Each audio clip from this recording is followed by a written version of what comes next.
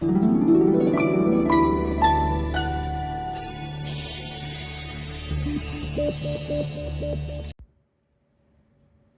we will discuss two questions.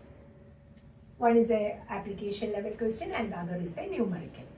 So the first question is, there are two masses separated by a distance d and having a force F. What happens to the force when the masses are doubled? Masses are doubled. Consider it as separate cases.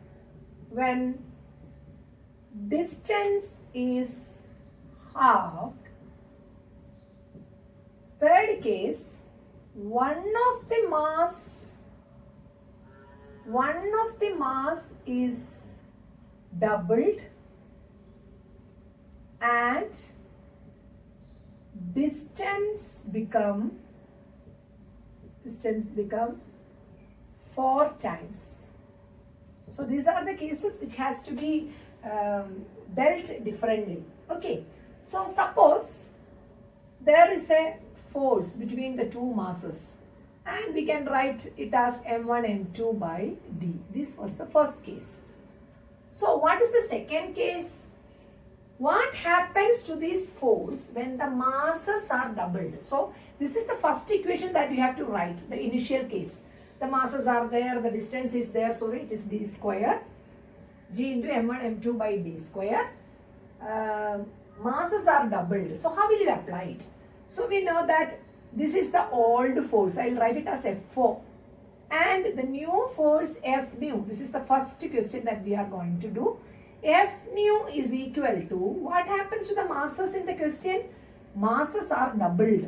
So that means that m1 become 2m1 when it is doubled and m2 become 2m2 by, there is no change for distance in this separate question, so it is d square. So this can be written as g into, we are separating the numerical factors. So what is it? m1 m2 divided by d square into, this 2 into 2 becomes 4 here. So what is g into m1 m2 by d square? Look at the first equation. What is g into m1 m2 by d square? It is f fold. So we can write that f nu is equal to, this is f old, right? You have written it. This is f old into 4. So what is your interpretation? The new force has become 4 times, what is it? The old force, FO you can write.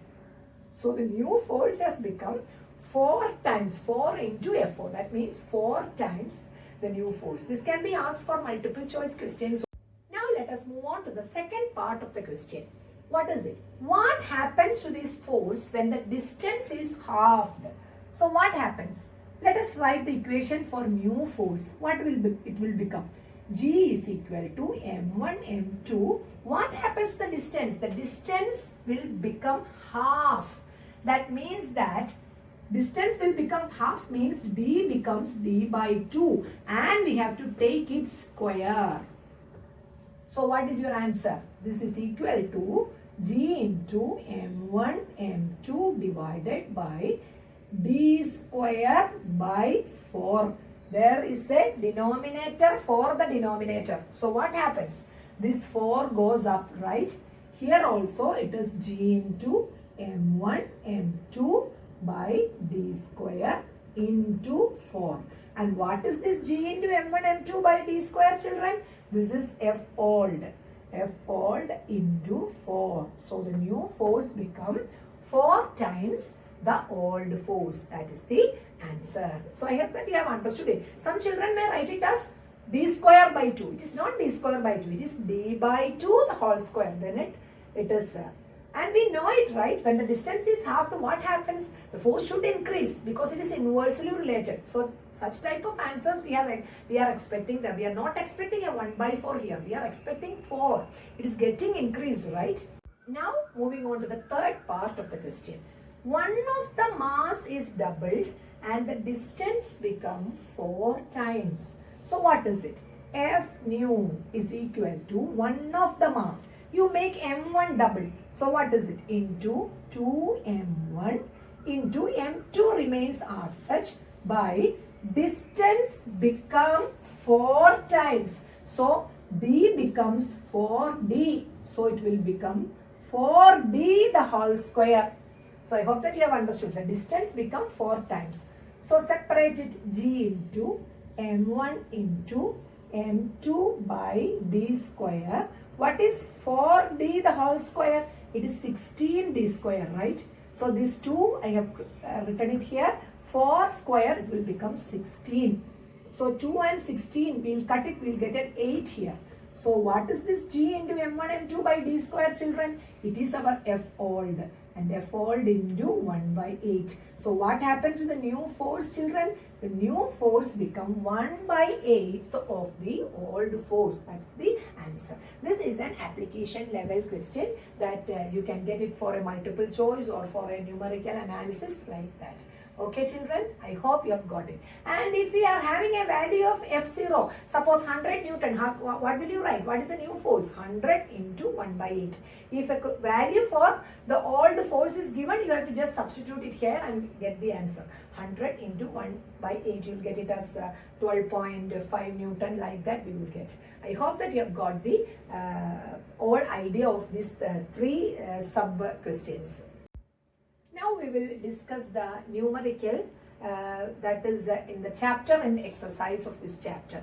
Find the magnitude of the force on 1 kilogram body on the surface of the earth. So let us draw.